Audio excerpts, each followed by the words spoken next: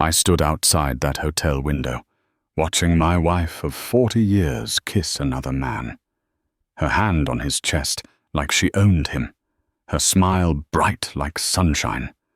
Everyone always said Gloria and I had the perfect marriage. But right then, I knew the truth. My wife wasn't just cheating on me. She was living an entirely different life, and I was the fool who never saw it coming. Before we continue, please tell us where you're watching from, so we know how far our stories reach, and subscribe to the channel to help us grow. Now let me take you back to where this all started. 3 months before that hotel window. 3 months before my whole world fell apart. I'd been retired for 2 years. 43 years I spent as a metalworker, building things with my hands, coming home tired but satisfied. Gloria retired from teaching around the same time. We were supposed to be living our golden years together, traveling, spending time with the grandkids, going to church on Sundays like we always did. But something changed about 6 months ago. Gloria started acting different. Not bad different at first, just different. She joined this senior women's group at the community center, said they did activities together, book clubs, day trips, shopping runs to the outlets. "Earl, I'm heading out with the ladies," she'd say every Tuesday and Thursday, sometimes Saturdays too. "We're going to try that new soul food place over in Greenville." Or, "We're catching a matinee," or "antique shopping in Riverside." I didn't think nothing of it. My wife deserved to have friends, deserved to enjoy her retirement. After raising 3 kids and teaching 5th grade for 30 years, Gloria earned every bit of happiness she could find. But then the overnight trips started. "The group is doing a weekend retreat," she told me one Friday morning, "up at that lake resort. Team building activities. Should be fun." "Team building?" I asked. "You all ain't working together. What team you building?" She laughed. That sweet laugh that made me fall in love with her back in 1983. "You know what I mean, baby. Bonding, girl time. I'll be back Sunday evening." I kissed her goodbye, watched her pack her nice luggage, the kind she only used for special occasions. She took 4 of those trips in 2 months. Each time she came back glowing, refreshed, happier than I'd seen her in years. I should have been glad. Instead, something in my gut twisted. "How was the trip?" I'd ask. "Wonderful," she'd say, then change the subject real quick. No stories, no details. No, "You should have seen when Betty did this," or "Girl, Margaret had us rolling." Nothing, just wonderful, and move on. That's when I started paying attention. I noticed she bought new clothes, nice ones, dresses she never wore around the house, perfume I never smelled on her when we went to Sunday service. She started doing her hair different, more styled, more effort. "You look beautiful," I told her one Thursday morning as she got ready to leave. "Thank you, baby." She kissed my cheek, but her eyes didn't quite meet mine. My friend Jerome came by the house one afternoon while Gloria was out. We sat on the porch drinking sweet tea like we'd done 1,000 times since we worked together at the metalwork shop. "How's retirement treating you?" Jerome asked. "Can't complain," I said. "Gloria's out with her ladies' group again. Seems like she's gone more than she's here these days." Jerome got quiet, took a long sip of his tea. "That's so." "Yeah, every week. Sometimes weekends, too." "Earl." Jerome set down his glass. "I'm going to ask you something, and I want you to really think about your answer." My stomach dropped. "What?" "When's the last time you actually met any of these ladies Gloria's spending so much time with?" I opened my mouth, closed it, thought hard. She mentions names sometimes. Betty, Margaret, Clarice. But you ever met them? Ever seen them pick Gloria up? Ever had them over for dinner?" The answer sat in my throat like a stone. No. How many women you know go on overnight trips without their husbands and don't never talk about what happened?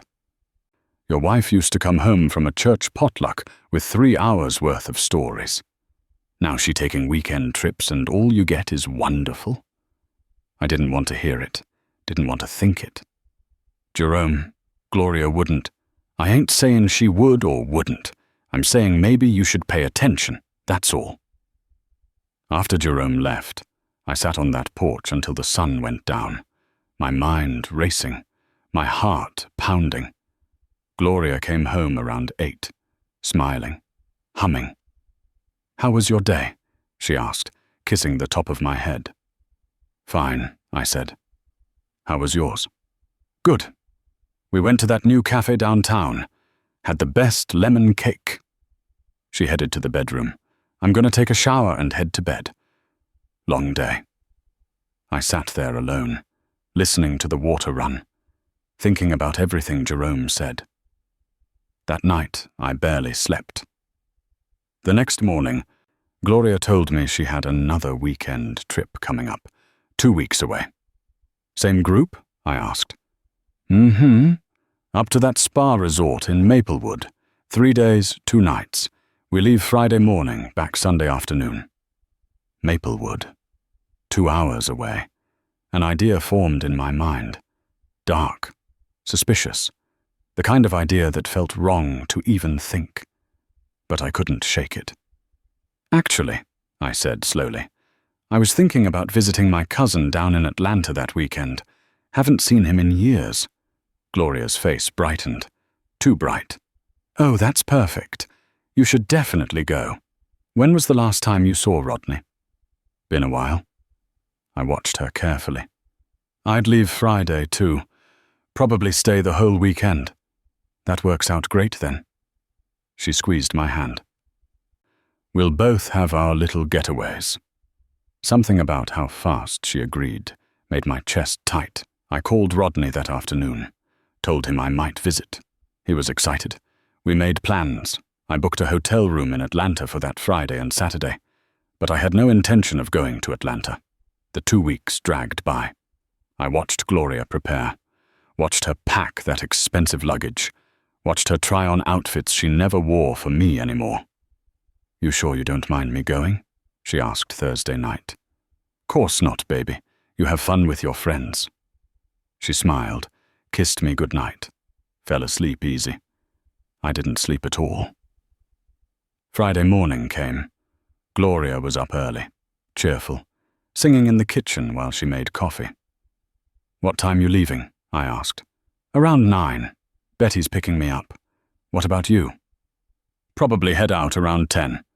Beat the traffic." At 8:45, a car horn honked outside. Gloria grabbed her bags, kissed me quick, and rushed out. "Love you. Have fun in Atlanta." I watched from the window. A silver sedan. Couldn't see the driver through the tinted windows. The car pulled away. I waited 5 minutes. Then I threw my already packed bag in my truck and followed. My hands shook on the steering wheel. My heart hammered against my ribs. Part of me hoped I was wrong. Prayed I was just a paranoid old fool who'd be apologizing to his wife by Sunday. But something deep in my gut already knew. I followed that silver sedan north, not south toward Maplewood, where Gloria said she was going. North, toward Riverside, an hour away in the opposite direction. The sedan pulled into a hotel parking lot. Nice place, the kind with a fancy restaurant attached. The kind you don't take your senior ladies group to unless you're got serious money to burn. I parked across the street, watched. Gloria got out of the car, but not alone. A man stepped out from the driver's side. Tall, well-dressed, grey hair, expensive suit. He wasn't helping her with her bags like a gentleman would. He was holding her hand like a lover would. My breath stopped. They walked into that hotel together. His arm around her waist, her head on his shoulder. Comfortable. Familiar. Like they'd done this 100 times before.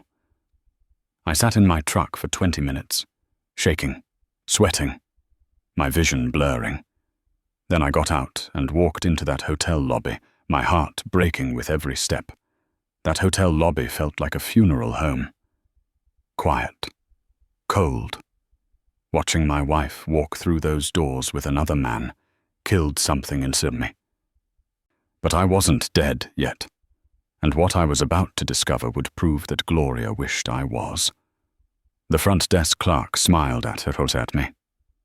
Young brother, couldn't have been more than 25. "Welcome to Riverside Inn. Checking in?" "Yeah." My voice came out rough. Broken. "You got any rooms available? Facing the courtyard?" "Let me check." He typed on his computer. "We have a second-floor room. Nice view of the pool area and courtyard. That work?" "Perfect." I paid cash, took the keycard, rode the elevator up with my hands still shaking. The room overlooked the courtyard just like I asked. I could see the pool, the seating areas, the walkways between buildings. I sat by that window like a detective on a stakeout, like one of them cops on the TV shows Gloria used to watch. Used to, because I didn't know who my wife was anymore. 2 hours passed. My phone buzzed. A text from Gloria. "Made it safe. The resort is beautiful. About to head to the spa. Love you." I stared at that message. Read it 5 times. Each time it felt like a knife twisting deeper. She was lying. Right to my face. While she was in a hotel with another man, she was texting me about a spa that didn't exist with friends who weren't real. How long had she been doing this? I texted back. "Glad you made it safe. Have fun, baby." The words tasted like poison. Around 1 o'clock they appeared. Gloria and the man in the suit, walking through the courtyard, laughing. He had his hand on the small of her back. She leaned into him. They sat at a table near the pool. A waiter brought them drinks, wine in the middle of the day. Gloria never drank wine. Said it gave her headaches. Apparently, that was another lie. I watched them for an hour. The way she touched his arm when she laughed. The way he looked at her like she hung the moon. The way they moved together like a couple who'd been together for years. Not months. Years. My phone rang. "Jerome." "Yeah," I answered. "You in Atlanta?" "No." Silence. "Where are you, Earl?" "Riverside, watching my wife have lunch with another man." Jerome cursed. "Man, I'm sorry. I'm so sorry." "Don't be sorry yet. I ain't done." "What you planning to do?" "Find out the truth. All of it." I hung up. Kept watching. They finished lunch, walked back toward the hotel building, his arm around her shoulders now, her hand in his back pocket. 40 years. 40 years I gave this woman. 3 children. A home. Everything I had. But that wasn't even the worst part. Around 6 that evening, I decided I couldn't sit in that room anymore. I had to do something. Had to confront this. Had to know. I went downstairs to the hotel restaurant. Sat at the bar where I could see the entrance. Ordered a drink I didn't plan to finish. 20 minutes later they walked in. Gloria wore a dress I'd never seen before. Red. Elegant. Her hair and makeup done up nice. She looked beautiful. She looked happy. She looked like a stranger. They sat at a corner table. Romantic. Candlelit. The kind of table you reserve for special occasions. The bartender noticed me staring. "You good, brother?" "That woman there," I pointed. "In the red dress. You seen her here before?" He glanced over. Looked uncomfortable. "Man, I don't really. Please, I need to know." He sighed.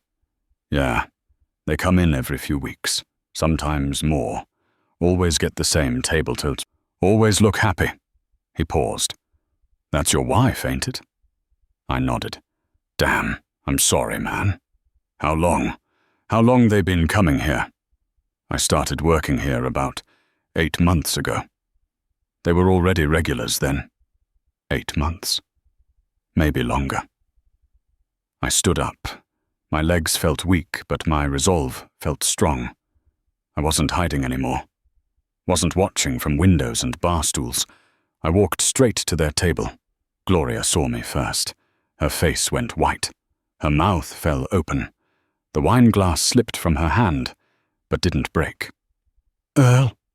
She whispered my name like she'd seen a ghost. The man looked confused, looked at her, looked at me. "Gloria, who is this? Who am I?" I laughed. It came out bitter, harsh. "I'm her husband. Been her husband for 40 years. Who the hell are you?" The man stood up fast. His chair scraped against the floor. "Her husband? That's impossible. Gloria's husband died. Heart attack. 3 years ago." The restaurant went silent. Every conversation stopped. Every head turned. Time froze. "What did you just say?" My voice barely worked. Gloria's eyes filled with tears. But she didn't speak. Couldn't speak. The man looked between us, understanding starting to dawn on his face. Gloria told me she was a widow, that she lost her husband suddenly, that she'd been alone for 3 years trying to rebuild her life. His voice rose. "You told me he was dead, Gloria. You showed me pictures. You cried about losing him." I felt like I was falling, like the floor opened up beneath me and I was dropping into hell. "I'm not dead." I looked at my wife, the mother of my children, the woman I'd loved since we were young. "Gloria, tell me this man is lying." She stood up, tears streaming down her face. "Earl, I can explain." "Explain what? That you told your boyfriend I was dead? That you've been playing widow while I'm at home, waiting for you to come back from your fake ladies' trips?" Other diners started whispering. Phones came out. This was about to be all over Facebook by tomorrow. The man, her boyfriend, her lover, whatever he was, looked sick. "Walter Thornton." He said his name like he was introducing himself at a funeral. "I've been seeing Gloria for a year. She told me. She said she was alone, that she was ready to move on from her grief. I had no idea. I swear to God, I had no idea." "A year?" I looked at Gloria. "You've been lying to this man for a year? Lying to me? Living 2 whole lives?" "Earl, please." Gloria reached for my hand. I stepped back like she'd burned me. "Don't touch me. Don't you ever touch me again." I made a mistake. I got confused. I felt invisible at home, and Walter made me feel seen, and I kept lying, and it got deeper, and I didn't know how to stop. "So you told him I was dead?" My voice cracked. "You killed me off? Erased me? Played grieving widow while I was at home thinking you were at book club?" Walter sat back down heavily. He looked as destroyed as I felt. "She showed me your death certificate." Those words hit different, hit harder. "My what?" Gloria sobbed. "It was fake. I made it on the computer. I'm sorry. I'm so sorry." I had heard enough, seen enough. My chest felt like it was caving in. 40 years, 3 kids, a life. All of it built on what? If she could lie like this, what else was a lie? Did she ever love me? Were our kids even mine? No, I couldn't go there. Couldn't let my mind break completely. "I'm filing for divorce," I said, my voice steady now, cold. "First thing Monday morning, and you're gonna tell our kids exactly what you did, every detail, or I will. Earl, wait. I'm done waiting. I've been waiting while you lived another life, while you killed me off to play house with this man. I'm done." I turned to Walter. "You seem like a decent man who got played same as me. I'm sorry for that. But she's your problem now. I'm out." I walked away, made it to the elevator, made it to my room, made it to the bed. Then I broke. I called Darnell first, my oldest. He answered on the second ring. "Pop, what's wrong?" Son, I need you to come to Riverside, to the Riverside Inn. I need you to come now. What happened? Are you hurt? Your mama. I couldn't finish. Just come. Bring your sister and your brother. You'll need to hear this together. Within 3 hours, all 3 of my children stood in my hotel room. I told them everything, showed them the texts Gloria sent me about the fake spa trip, told them about Walter, about the death certificate, about the year of lies. Maybe longer. Vanessa cried. Darnell punched the wall. Kenny just sat there, silent, his face hard as stone. Where is she now? Darnell finally asked. I don't know. Don't care. My phone buzzed. A text from Gloria. I'm so sorry. Please, can we talk? I love you. Please. I showed my kids the message. Vanessa took my phone. Texted back. This is your daughter. Don't contact our father again. You've done enough damage. We'll be in touch about how this divorce is going to go. She handed the phone back to me. Daddy, you're staying with me and James tonight. Pack your stuff. You're not staying in this hotel. What about your mama? What about her? Vanessa's voice was ice. She made her choice. Killed you off for another man. She doesn't get to cry about losing you now. We left that hotel together, my 3 children surrounding me like shields, protecting me from the woman who was supposed to protect me herself.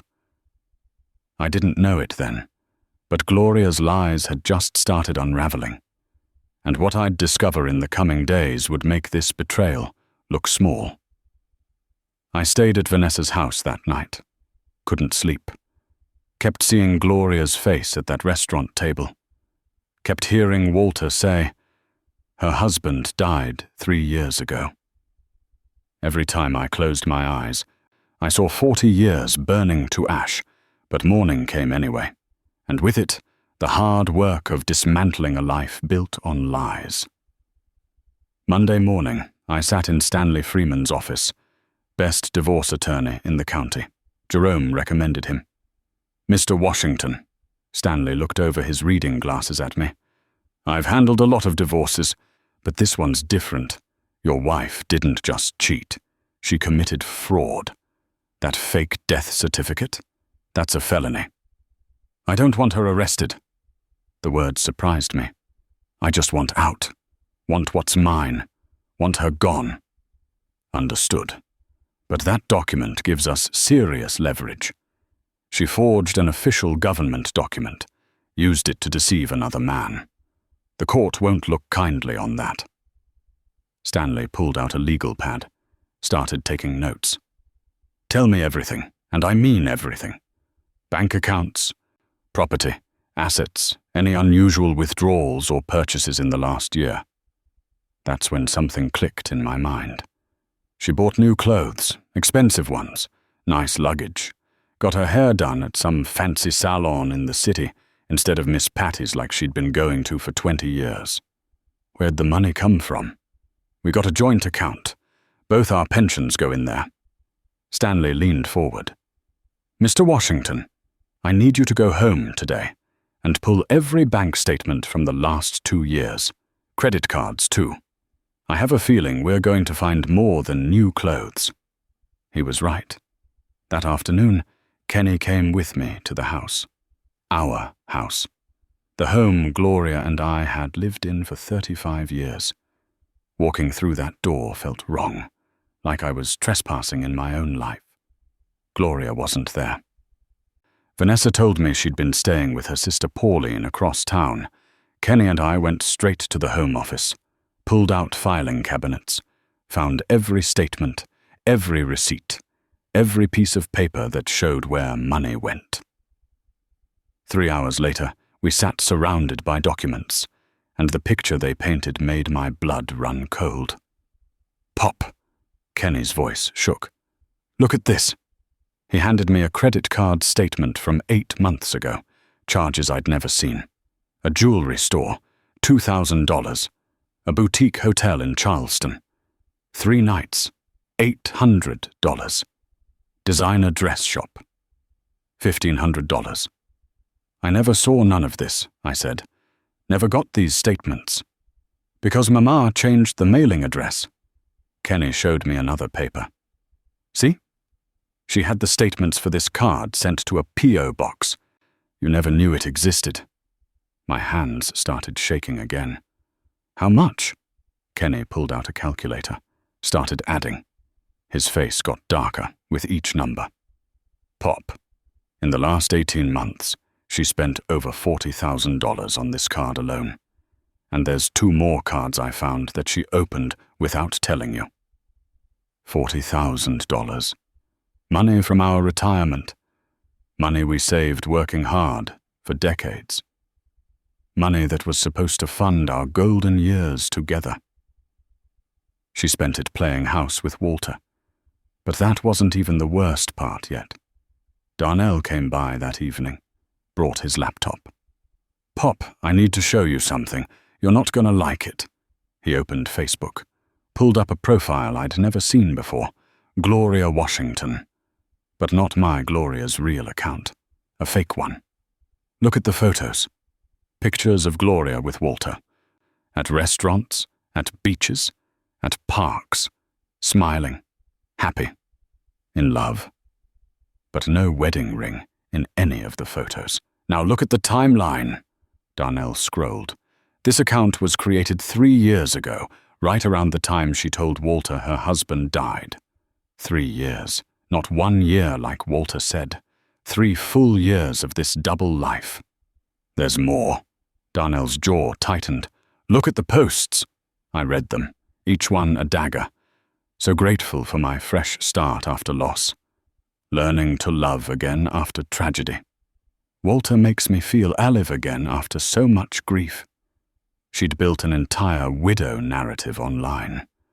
For 3 years, she'd mourned a man who was alive. Mourned me while I slept next to her at night. How did I not see this? I asked. How did I miss 3 years of lying? Because she's good at it, Pop. Darnell's voice was hard. She's been lying so long it became natural. You trusted her. That's not your fault. My phone rang. Stanley Freeman. Mr. Washington, I've been pulling records. Your wife opened a separate checking account 2 years ago. Been transferring money to it monthly. Small amounts. 500 here, 1,000 there. Amounts you might not notice from the joint account. How much is in it? $73,000. I sat down hard. The room spun. She was planning to leave you, Stanley said quietly. This wasn't just an affair. This was an exit strategy. She was building a nest egg, getting ready to start over with this man. Kenny grabbed my shoulder, steadied me. There's something else, Stanley continued. I contacted Walter Thornton. He was willing to talk. Said he wants to help because he feels betrayed too.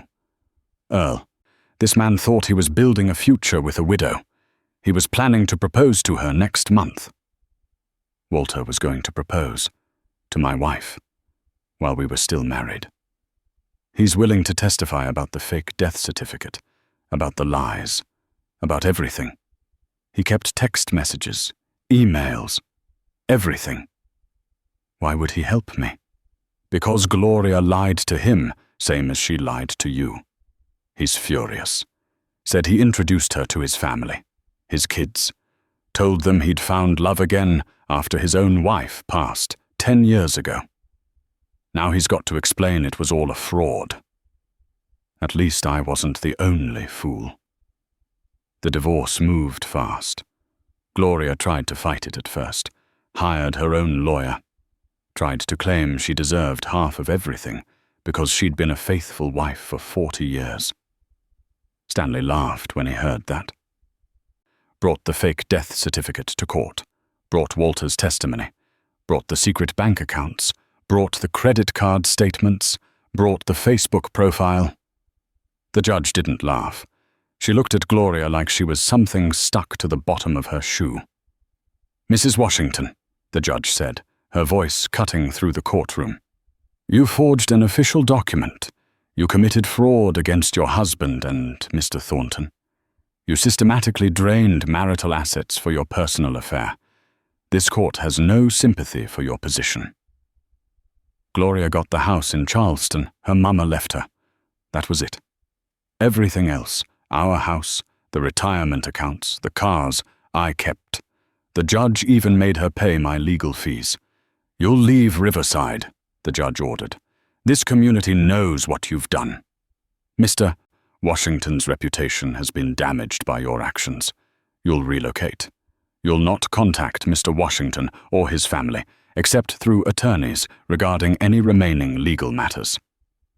Gloria left town 2 weeks later, moved down to Columbia, where her cousin lived.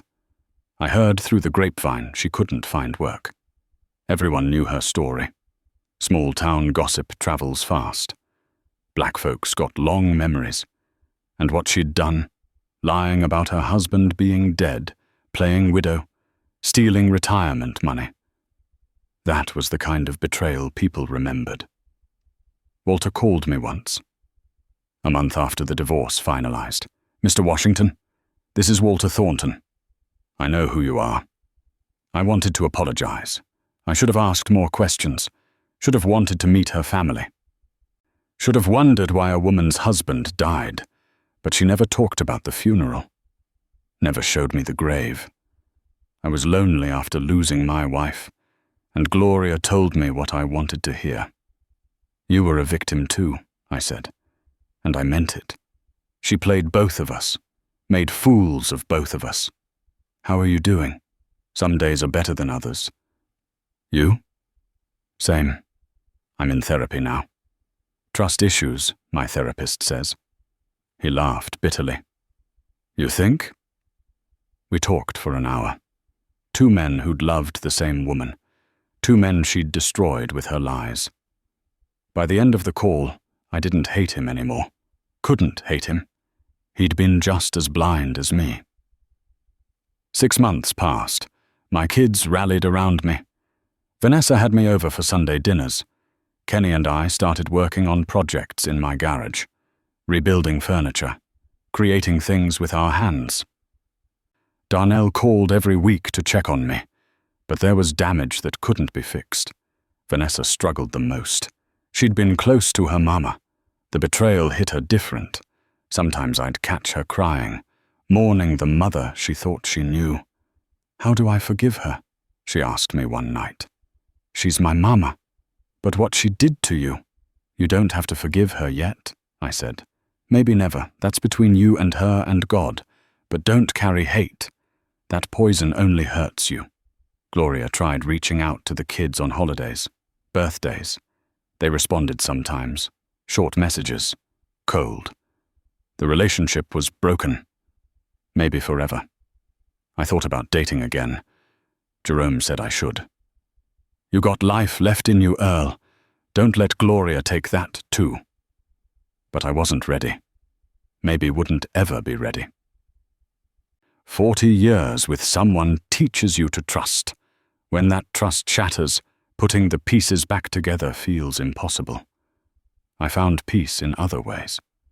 My metalwork, my grandkids, Sunday services where folks stopped whispering and started treating me like myself again, instead of that man whose wife faked his death. 1 year after that hotel confrontation, I sat on my porch with Jerome, sweet tea in hand, summer evening cooling down. You good, man? Jerome asked. Yeah, I'm good. And I meant it. Not happy, not healed, but good. Living, moving forward. I'd lost 40 years to a lie. But I had years left. And they'd be lived in truth, even if that truth was lonely sometimes, even if that truth hurt. Because loneliness with dignity beats companionship with deception, every single day. That's the end of this story. If it touched your heart, please leave a like and subscribe. Have you experienced something similar? Share your story in the comments below.